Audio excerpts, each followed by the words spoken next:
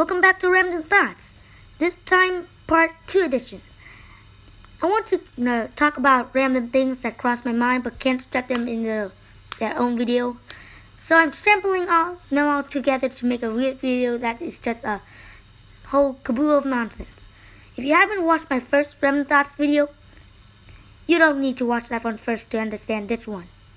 Thinking about it, you can pretty much jump to any point of either of these videos and you'll be fine, since it's nothing but a melting pot of balderdash.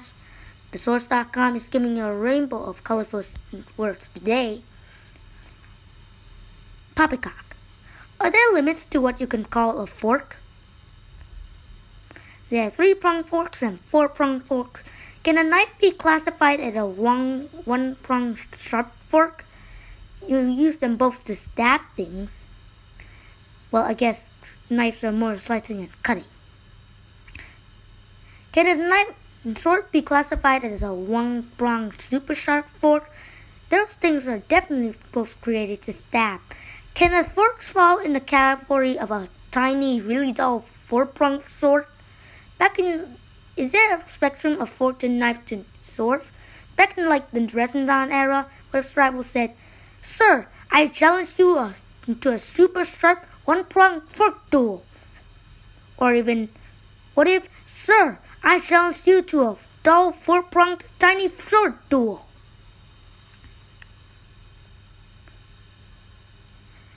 Oh no, he brought a less dull tiny 1-pronged sword.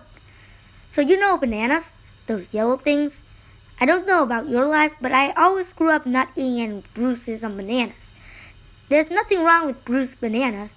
They're the same as any non-bruised bananas, I think. I just did research, as in the first result on Google, and it says for banana to ripen, they started to make a hormone called ectin, which sounds like an ingredient in gasoline, but it's not. It's what turns banana into their super gross green bitter face to the soft, sweeter, and quite frankly more superior yellow face. Yay, ethylene! But apparently, ethylene don't know when to chill out. So even if a banana is at the perfect ripeness, ethylene is like, no, I think we can keep going. I think we can be even more ripe. What's the worst that can happen? So the banana tries infinitely to get more ripe, which is what eventually turns it mushy and brown. No, ethylene. And isn't that just a metaphor for life? You can't endlessly taste the image of banana's perfection you have in your head, little banana. You should try to stop and appreciate the ripeness you're at every once in a while, or else you'll keep working towards something unachievable and get all mushy. Banana bars positivity, unless you're a green banana. Then I hate you. So the dark spots are just the bananas starting to get too ripe, which means they're harmless. But they used to freak me out a lot. I'd have to cut something to be able to enjoy the rest of the bananas. And then I started thinking, what if there was a banana monster that eat humans? Would they want to eat the bruises on humans? Split, this one has a bruise on it. You know those parts are still edible, right? I don't like them. I think they taste gross. Here, you can just cut off the bruises, it's fine. Let me just use this 1-pronged fork of mine, and this started all sciencey and informational, and I think I ruined it. Since you brought up the topic of bananas, it was at the store checkup one time, and this guy got on cue behind me. I didn't think anything of it until I saw this river of bananas scroll up to the register. Now imagine, grocery stores have banana on display, and underneath the display, sometimes there's more boxes of bananas. He'd have 4 of those banana boxes, all laid out on the conveyor belt. I've never seen anyone buy that many bananas before. You know you have to eat all those in a certain amount of time, right? With ethylene and all that. Is this your first time buying bananas? I looked up to see who this hero of a man was, and we made eye contact. I didn't know what to do, but I felt I had to say something because I was so proud of him, and I just went, yeah, bananas are my favorite too. What are fish's opinion on water currents? Do you think they're annoying? Welcome home, fish dear. How was your day at the office? Fish wife, the current was pretty strong.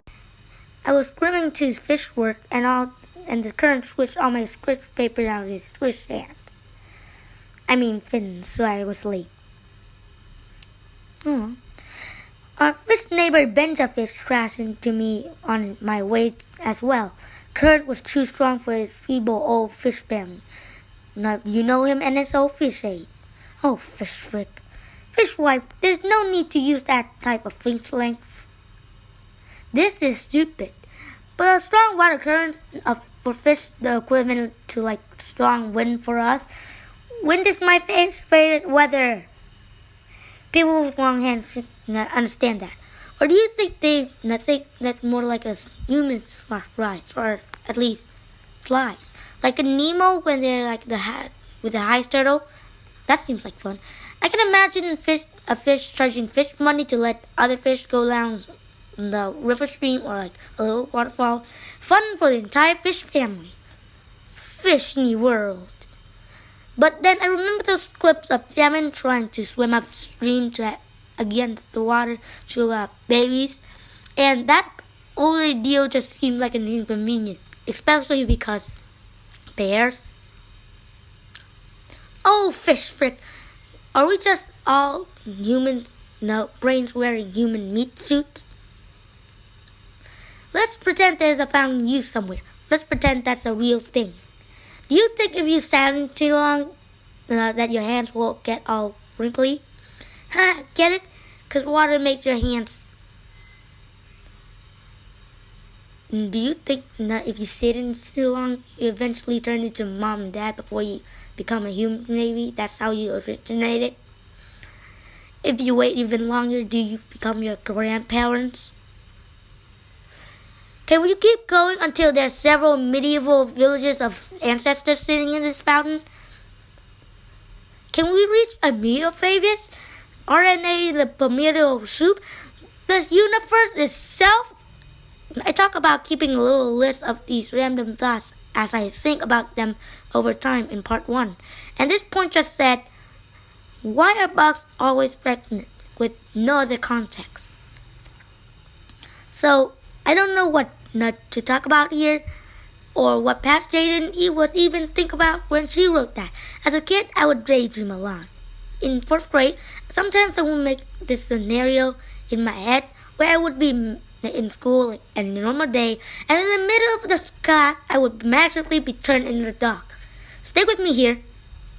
I'm not a furry, so I was transformed into the dog somehow. And imagine I get up from my desk, walk up to the teacher and say, can I go home? I'm a dog. And that would be my excuse to get out of school. Ha! Smell the air. So, what is it like to be a normal kid? I feel like the majority of people would just pretend they're sick or something. But me, nah, being turned into the dog would be the most logical, easiest way to get out of school. I didn't even have a follow-up plan for after I go out of class. I go home, and then what? Just be a dog for the rest of my life? Obviously, I had to be a dog that talks, so maybe I would be a super famous talking dog. But scientists might want to take me away and run tests on me in my weird human dog brain. All I want to do is get out of class. I'd probably end up daydreaming about turning back into a human to get out of dog experimental class. Or I could pretend to be sick like a normal science experiment test subject.